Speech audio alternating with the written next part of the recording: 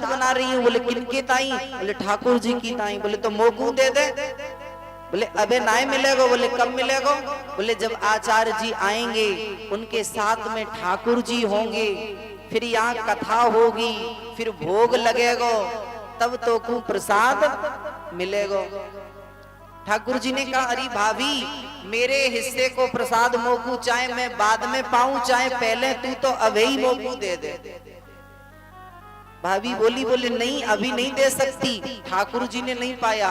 बोले कौन से कमरे में पंडित जी वाले ठाकुर जी हैं? बोले पीछे वाले में।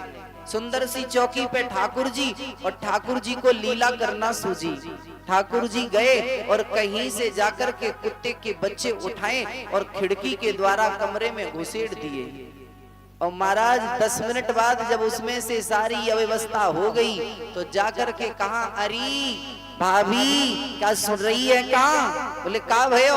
बोले देख तो तेरे ठाकुर जी ने सब प्रसाद पायो और प्रसाद पाकर के उसमें पेट भी खाली कर दिया, जरा देख तो जाके, अब आज दे रहे तेरे ठाकुर जी। तो जैसे ही जाकर के देखा तो महाराज सारी अवस्था पड़ी, कुत्तों ने इधर उधर।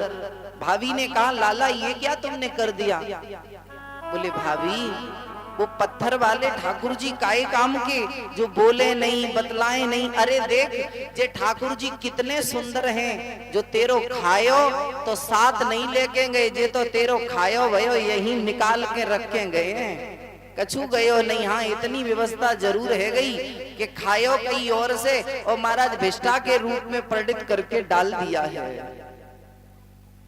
एक सखी ने कहा कि मेरे घर के माखन को भगवान कब खाएंगे? ठाकुर जी उनके यहाँ पे भी चोरी करने जाते हैं और किसी किसी के यहाँ चोरी करने नहीं जाते तो भी सखियां उलाना देती हैं जाके मैया के पास। मैया तेरे छोरा ने चोरी करी, फिर भगवान जबरदस्ती चोरी करते हैं, क्योंकि गोपियों के हृदय में इतनी सरलता है प्यारे, वो चाहती है कि ब्रह्म मेरी नजरों से दूर न जाए।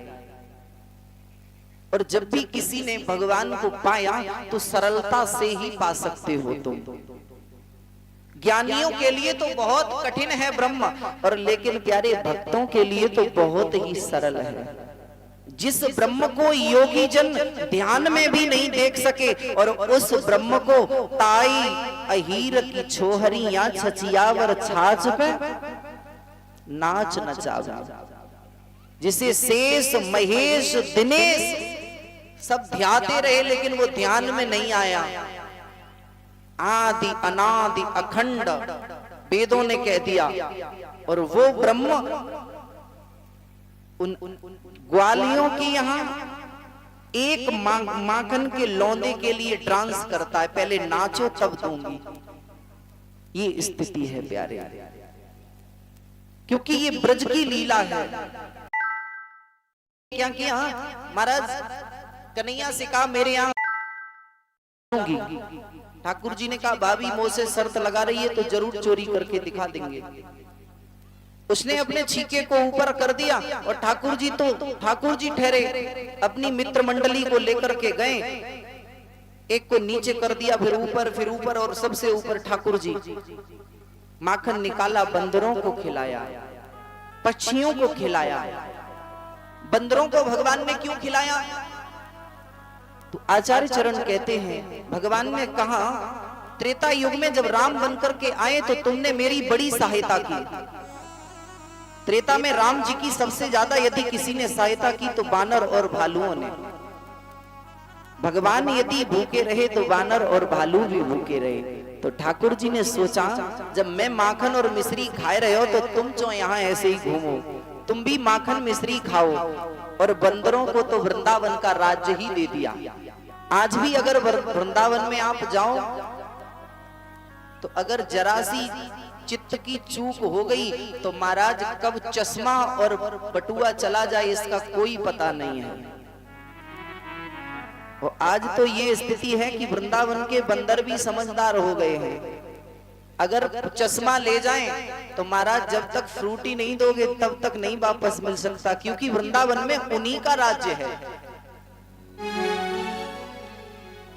ठाकुर जी चोरी कर रहे तब तक वो गोपी घर में आ गई अब सभी तो भाग गए, नीचे वाले निकल के ठाकुर जी ऊपर उसी पे लटक रहे घंटे की तरह।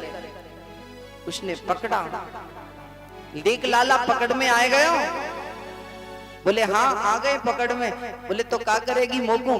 बोले ऐसो करूंगी, चल मैं तुझे बांधती हूं, मैं तुझे बांधती हूं। उसने कहा गोपी तू मोकू बांधेगी? बड़े बड़े संत हमें नहीं बांध सके तो तू कैसे बांध लेगी? बोले नहीं मैं बांधूंगी। तो जैसे ही ठाकुर जी खड़े हुए, उसके घर में एक रस्सी थी, लेकर के आई, बांधना प्रारंभ किया तो रस्सी 2 उंगल छोटी रह गई। दूसरी रस्सी लेकर के आई, वो भी 2 उंगल छोटी रह गई। जितनी घर में रस्सियां थी सभी लगाती गई, सभी रस्सी 2 उंगल छोटी रह जाती है। आखिरकार ये 2 उंगल क्या है? अंत में गोपी हार करके बैठ गई। भगवान ने कहा अरे भाभी बांध लियो का? बोले लाला अब मोसो नहीं बांधे हो जाए, अब तू ही कृपा कर। बोले कोई गुरु बनायो का? कोई गुरु बनाया क्या? गोपी ने कहा अबे तक तो बनायो नायने।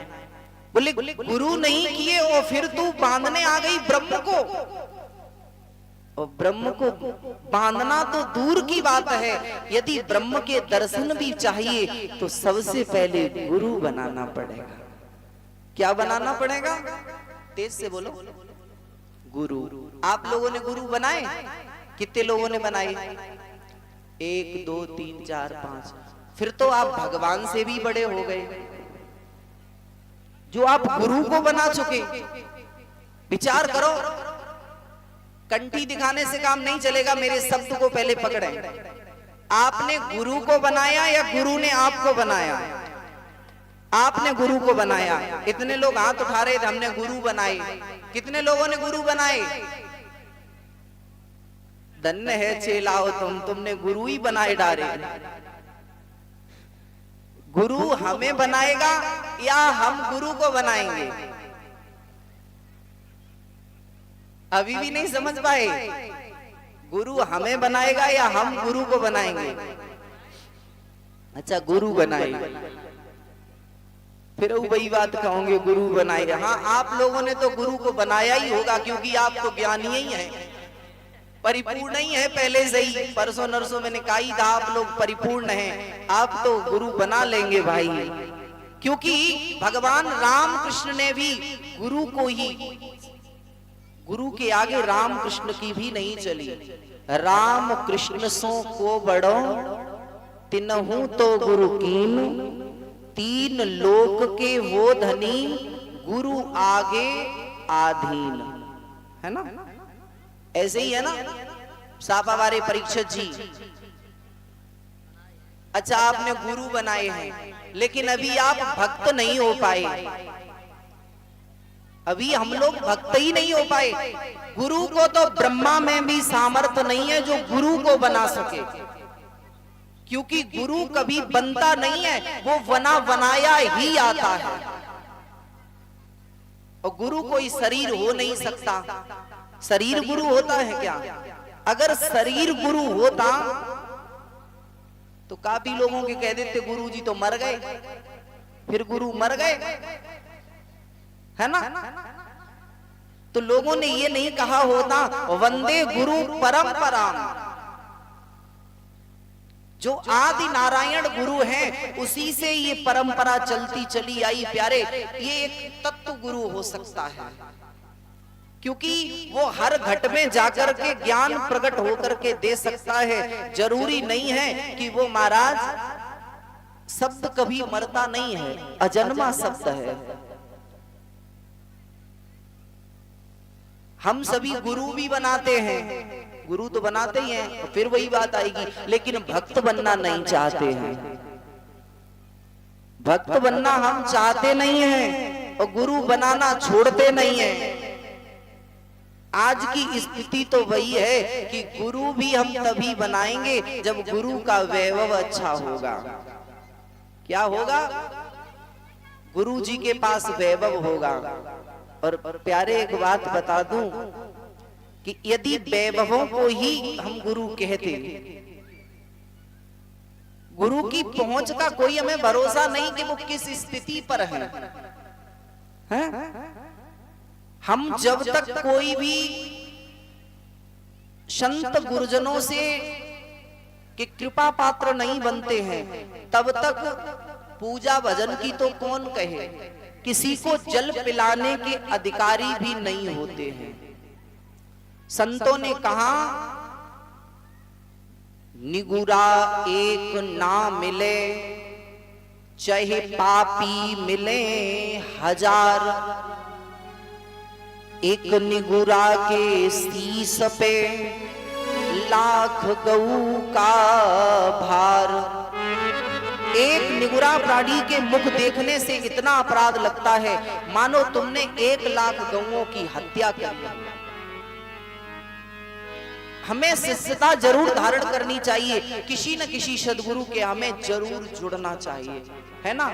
और जुड़ना चाहिए तो ऐसा नहीं कि हम सदगुरु का साथ करें, सदगुरु का संग करें। और मानस जी क्या कहती हैं, प्रथम भगति संतन कर संगा। शब्द दो हैं, एक संग है और एक साथ है। साथ और संग में कितना अंतर है, कोई बता सकता है? साथ किसे कहते हैं और संग किसे कहते हैं? आप लोग तो गुरुजी बनाए हैं, साथ किसे कहते हैं और संग किसे कहते हैं? साथ और संग में कोई अंतर होगा या नहीं है? है अंतर कि नहीं? अगर अंतर नहीं होता तो गोस्वामी तुलसीदास जी लिखते नहीं, प्रथम भगति संतन कर संगा। वे लिखते प्रथम भगति संतन कर साथा, संग नहीं लिखते। क्योंकि संग और साथ में महाराज जमीन और आसमान का अंतर है। साथ जो है वो शरीर से किया जाता है और संग जो है वो हमारे मन से किया जाता है प्यारे। हम शरीर से साथ तो रहते हैं प्यारे, लेकिन मन से उनके साथ नहीं रहते हैं। हम ये देख लेते हैं, क्योंकि जो गुरु को मानव मानता है प्यारे, वो शिष्य नहीं हो सकता, वो भक्त भी नहीं हो सकता, वो गुरुमुख भी नहीं हो सकता, वो चेला भी नहीं हो सकता, और वो चेला तो हो सकता है। अब चेला तो आप जानते ही हैं, जब भोजन बनाते हैं ना तो मोटे मोटे से फाड़े जाते हैं, कुलाड़ी से मोटे मोटे जो फाड़े जाते हैं उनको चेला बोलते हैं। चेला कब बनता है? कंठी बन गई तो किनके चेला? फलाने सिंह के। बोर्ड मिल गया, एडमिशन हो गया, तो इसका मतलब ये नहीं है कि अब हम पास हो गए। नाम ही तो अभी लिखा है किसके चेला? फलाने सिंह के। नाम मिल गया, इधर भी लिख गया उधर भी। और महाराज जब तक पढ़ने नहीं जाओगे, डेली अटेंडेंस नहीं भरवाओगे, परीक्षा में नहीं बैठोगे, तो पास और फेल का निर्णय तो बाद में होगा ना, है ना? क्यों परीक्षक जी?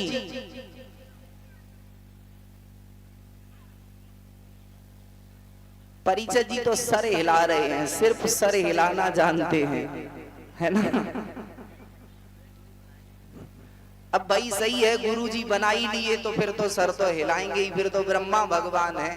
हाँ, कोई बात नहीं है, हम लोग शिष्य बने। क्या बने? शिष्य। जरूरी नहीं है कि हमारे गुरुजी दूसरे आश्रम में रहते हैं तो हम किसी और संत को प्रणाम नहीं कर सकते हैं, है ना? हम लोगों की मानसिकता क्या है? बोले हमारे गुरुजी तो दूसरे वारे हैं, हम इनको काहे प्रणाम करें, हम अपने ही गुरुजी को प्रणाम करें। अरे भाई, गुरु तो हर घट में है, हर घट मेरा साइया, सुना घट नहीं कोई, बलिहारी वा घट की जिस घट प्रगट वो। पता नहीं वो किस घट में प्रकट होकर के तुम्हें ज्ञान दे दे। बोले भक्त और भगवान की जय।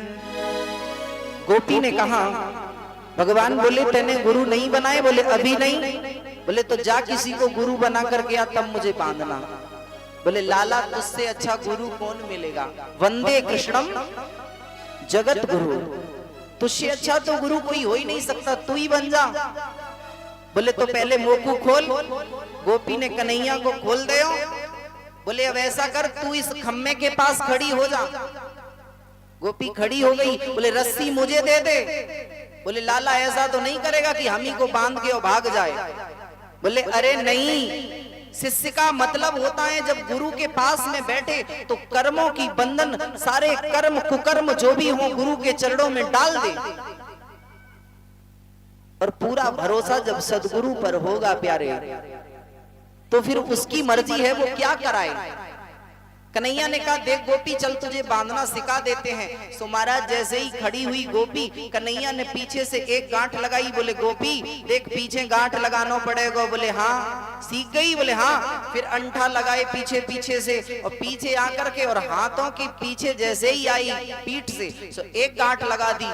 बोले गोपी अब सीख गई? बोले हाँ लाला, नीचे पैरों से ग्रंथि लगानी है, फिर अंगूठा देने हैं, फिर पीठ पे आके ग्रंथि लगानी। अब खोल वो खोल।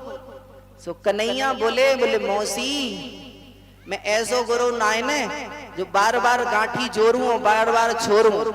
एक बार जाके पीछे बांध दी ग्रंथि, सो जन्म जन्मांतर तक छुटती नाय ने मेरी बंधी हुई गांठी। ये तो दुनिया वालों के खेल हैं। यज्ञ पे बैठेंगे तो गांठी जोड़ेंगे, और बाद में वो एक साथी जाए रहो जे कोना पे, एक चांदबाज तो एक सिंगोद पटरी नहीं खाए रही आपस में। हाँ जबरदस्ती आचार्य जी बांध दे ग्रंथि। बोले बांधो तो बांध दो, नहीं तो कोई जरूरी नहीं है। हाँ बोले ऐसे ही काम चल जाएगा बिना ग्रंथि बंधे।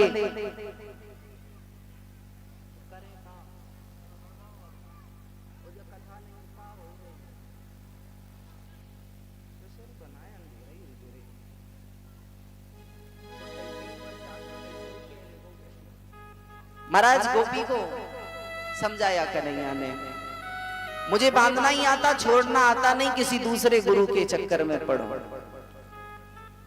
गोपियों की यहाँ नित्य नई लीला करते हैं ठाकुर जी, गौचारण करते हैं, यज्ञ पत्नियों पर कृपा करते हैं महाराज। इधर दीपावली के बाद में महाराज इंद्र की पूजा का विधान आता है। सभी ब्रज में माताएं घर में पूड़ी पुआ पकवान बनाती हैं, जिसके जितना मन में आता है बनाती है। बाबा से जाकर के मैया से कन्हैया ने पूछा, मैया ये किसके लिए प्रसाद बन रहा है? बोले इंद्र की पूजा के लिए। कन्हैया ने समझाया बाबा को, बाबा इंद्र कोई भगवान नहीं है जिनकी पूजा तुम कर रही हो। अरे इंद्र ने तो थोड़े से यज्ञ कर लिए तो वो इंद्र बन गया। अरे पूजा करनी है बाबा तो हमारे वन और पर्वतों की करो, जिनसे सभी की रक्षा होती है, हम सभी की रक्षा होती है। तो महाराज बाबा नंद ने कहा लाला ये तो हमें अकेले की तो बात नहीं है, ये तो सभी की बात है। तो बोले सबको बुला लो। सारे ब्रज के गोप ग्वाल एकत्रित हुए। बाबा नंद ने ये बात सबके सामने रखी। बोले मेरे लाला ये बात कह रहे हो। कन्हैया ने समझाया, बोले चलो हमें गिरिराज पर्वत की पूजा करनी चाहिए। बोले लाला कोई मुसीबत आई तो? बोले हमारा गिरिराज ही तुमसे मांग मांग के खाएगा। वो देवता किस बात का जिसकी पूजा करो और वो ग्रहणी करने ना आए। अरे मेरे देवता की पूजा करो, जो तुम पूजा करोगे तो वो मांग मांग के तुमसे खाएगा। बोले तो ठीक है लाला। अब सभी ने महाराज छकड़ों में माल को भरा, सभी ने अपने यहाँ पर 56 प्रकार के व्यंजनों को बनाया। व्यंजन बनाने के बाद छकड़ों में भर लिया। आपके यहाँ छकड़ा कहते हैं या माल? बैलगाड़ी, बैलगाड़ी कहते हैं ना। हाँ ब्रज में छकड़ा बोलते हैं। छकड़े में जिस समय भर लिया और भर के गिरिराज की तलेटी की तरफ चले। आए हम सभी मानसिक रूप से गिरिराज की तरफ चले। मैं तो गोवर्धन को चाहूं मेरे वीर, नहीं माने मेरो मनुआ। मैं तो गोवर्धन को चाहूं मेरे वीर, नहीं माने मेरो मनुआ।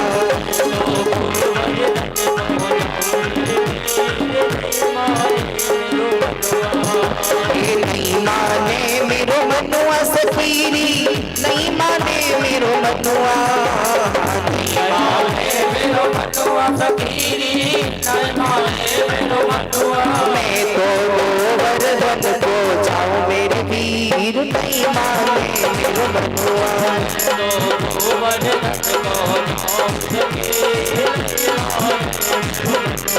जय हो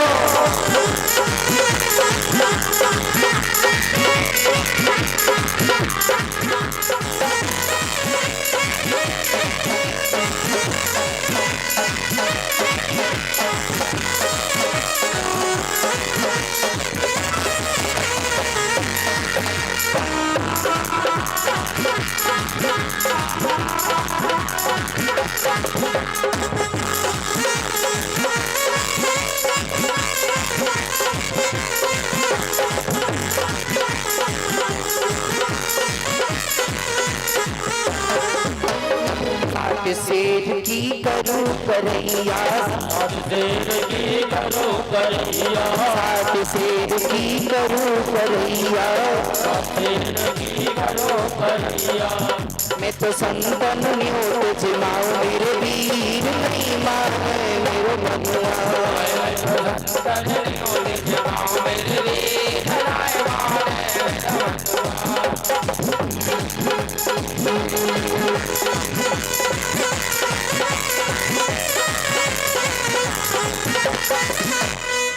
परीक्षा जी और परीक्षानी मैया दोनों लोग आ जाएं, पहले पूजन करें। दोनों लोग आ जाएं। परीक्षा जी फिर कहीं चले गए पूजा के समय? यज्ञ बारे परीक्षा जी मतलब फिर कहोगे कि हम चले गए। कल तो बधाई दे ही नहीं पाई, आज लगेगी बधाई, कल वाली भी और आज वाली भी। आ जाओ, अभी सखियां आ रही हैं बधाई लेने। परीक्षा जी पूजा कराया करके। पहले पूजा तो कराओ आके।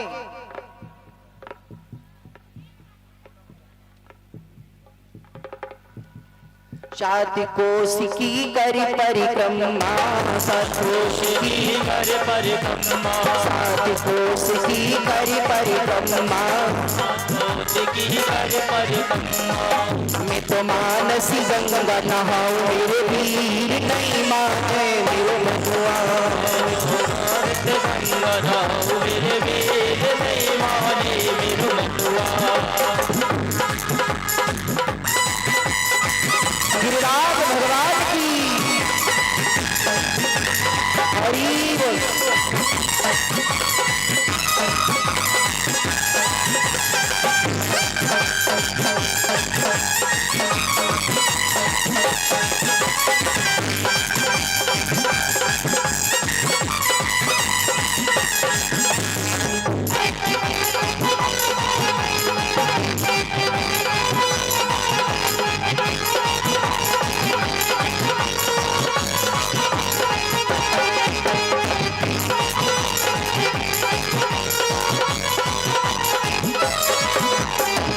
माने मेरो मनुआ सखीरी नहीं माने मेरो मनुआ।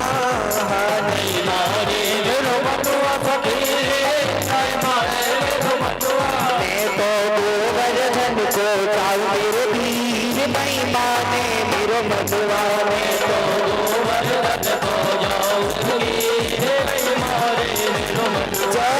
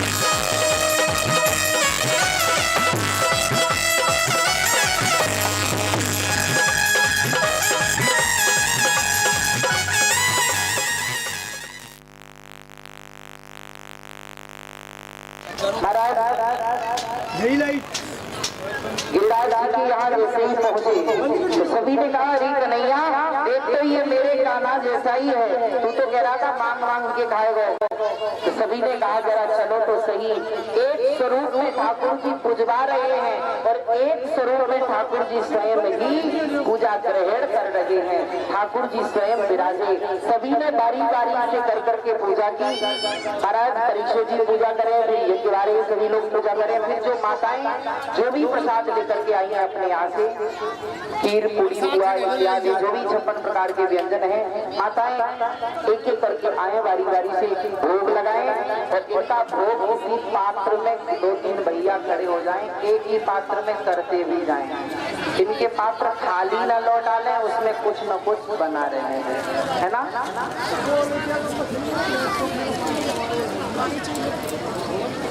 अच्छा, और आज की